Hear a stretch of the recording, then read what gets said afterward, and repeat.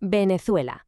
Hoy en día ese nombre nos trae a la mente imágenes de crisis, de éxodo, pero su historia es, de verdad, una de las más ricas y dramáticas de toda América. Vamos a sumergirnos en el viaje de esta nación, desde que era un paraíso terrenal hasta la realidad tan compleja que vive hoy. Y esa es la gran pregunta, ¿no? La que va a guiar todo este recorrido. ¿Cómo es posible que una tierra tan bendecida por la naturaleza, que dejó boquiabiertos a los primeros exploradores, acabara siendo el escenario de tantísimos conflictos y desafíos? Bueno, pues la respuesta está en los capítulos de su historia. Y para empezar, tenemos que rebobinar mucho, pero que mucho, antes de que llegaran ningún barco europeo. Durante más de 15.000 años, estas tierras eran un mundo en sí mismas, un auténtico paraíso habitado por culturas fascinantes. Y ojo, no hay que pensar que era un territorio homogéneo, para nada. En las costas, por ejemplo, estaban los caribes, que eran feroces guerreros y unos navegantes increíbles. Mientras tanto, en los Andes, los timotocuicas desarrollaban una agricultura súper avanzada, construyendo terrazas de piedra en las montañas. Era un mosaico de culturas que vivían en armonía con su entorno. Y entonces, claro, llegó el año que lo cambió todo para siempre, 1498. En su tercer viaje, un explorador genovés al servicio de España se topó con estas costas. Y ese fue el comienzo de una era completamente nueva. La reacción de Cristóbal Colón fue de asombro total.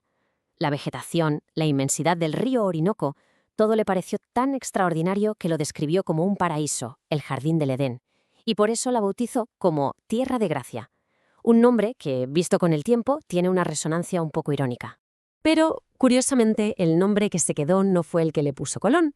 Un año después, en 1499, otro explorador, Alonso de Ojeda, vio las aldeas indígenas construidas sobre pilotes en el lago de Maracaibo y tuvo una asociación de ideas inmediata. Le recordó a Venecia, así que la llamó Venediola, que significa Pequeña Venecia. Y así, casi sin querer, le puso nombre a una futura nación. Bueno, ese primer encuentro dio paso a 3 largos siglos de dominio colonial español. Pero poco a poco la semilla de la inconformidad empezó a germinar, y con ella el sueño de convertirse en una nación libre. La lucha, como se pueden imaginar, no fue ni corta ni fácil, fue larga y muy sangrienta. Empezó en 1810, con un grito de autonomía en Caracas. Luego, en 1811, llegó la primera declaración de independencia de toda la América hispana, y se selló por fin una década después, en la decisiva Batalla de Carabobo.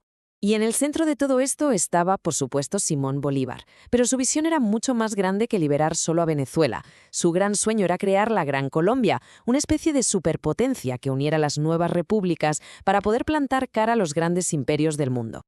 Pero ese sueño se rompió. Las ambiciones locales, las divisiones internas, al final fueron más fuertes. Estas palabras, que las pronunció un Bolívar ya desilusionado y a punto de morir en 1830, reflejan la pura tragedia de ver cómo su gran proyecto de unión se hacía pedazos. Una vez rota la Gran Colombia, Venezuela entró en una espiral muy oscura. El siglo XIX fue una época marcada por los caudillos, que eran líderes militares regionales que luchaban entre sí por el poder. Esto desató guerras civiles terribles, como la Guerra Federal, que dejaron al país completamente en ruinas. A principios del siglo XX, Venezuela era un país pobre, rural, muy castigado por décadas de conflicto, pero nadie sabía que bajo sus pies se escondía un tesoro que estaba a punto de redefinir su destino por completo.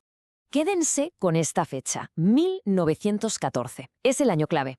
La perforación del pozo Zumaqueí, allí en el estado Zulia, desató lo que se conoció como la fiebre del petróleo. Y de la noche a la mañana, Venezuela pasó de ser un país agrícola casi olvidado a un actor principal en el escenario energético mundial. El petróleo fue como una bendición. De repente llegaron carreteras, rascacielos, empezó a crecer una clase media. Pero, y este es un pero muy grande, esta prosperidad tenía los pies de barro. La economía se volvió peligrosamente dependiente de una sola cosa. Cuando los precios del petróleo estaban altos, todo iba genial, pero cuando bajaban, venía la crisis. Y la primera gran señal de alarma saltó en 1989. Una caída brutal de los precios del crudo provocó una crisis económica que estalló en lo que se conoce como el Caracazo, una revuelta social violentísima. Fue la prueba de que ese modelo petrolero, sin una base económica diversificada, era una auténtica bomba de relojería. Todo ese descontento social de finales del siglo XX fue el caldo de cultivo perfecto para un cambio radical, y entonces emergió un nuevo líder con la promesa de acabar con la corrupción y de refundar el país desde cero. Y ese cambio llegó de la mano de Hugo Chávez en 1998, con su Revolución Bolivariana. ¿Qué hizo? Pues redactó una nueva constitución, nacionalizó sectores clave como el petróleo y, aprovechando que los precios del crudo estaban por las nubes, financió programas sociales masivos que llamó Misiones. Su proyecto, desde luego, dividió y polarizó a la sociedad venezolana de una forma increíble. Tras la muerte de Chávez en 2013 le sucede Nicolás Maduro, que hereda un país, digamos, al borde del precipicio. Y justo al año siguiente, en 2014, pasa lo que nadie quería que pasara. El precio del petróleo se hunde. Sin ese motor financiero, la economía colapsó. Y a partir de ahí se desató una espiral terrible. Hiperinflación, escasez de todo, protestas masivas y finalmente un éxodo sin precedente. El resultado de todo esto es una cifra que cuesta hasta asimilar. Más de 7,5 millones de personas han tenido que irse de Venezuela en la última década. Es una de las crisis migratorias más grandes que ha visto el mundo, un testimonio brutal del colapso humanitario que ha sufrido el país. Y con esto llegamos a hoy, a una nación con heridas muy profundas, con cicatrices por todas partes, pero cuyo último capítulo, eso sí, todavía no se ha escrito. ¿Qué le depara el futuro a Venezuela? Bueno, pues los analistas barajan sobre todo 3 caminos posibles. El ideal sería una reconstrucción democrática con reformas profundas. Un segundo escenario es que todo siga más o menos como está, con la crisis cronificada. Y el más pesimista, claro, es el de un colapso total que obligue a empezar de cero. Pero a pesar de este panorama tan complicado, sería injusto no hablar de los motivos para la esperanza, porque los hay. El mayor de todos es la increíble capacidad de resistencia de su gente. Y a eso hay que sumarle sus enormes recursos naturales, el posible apoyo internacional y, sobre todo, una nueva generación que tiene muchísimas ganas de un país diferente. Así que la pregunta final, la que nos queda a todos, es esa.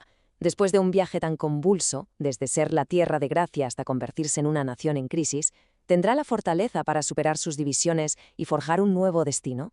El tiempo lo dirá.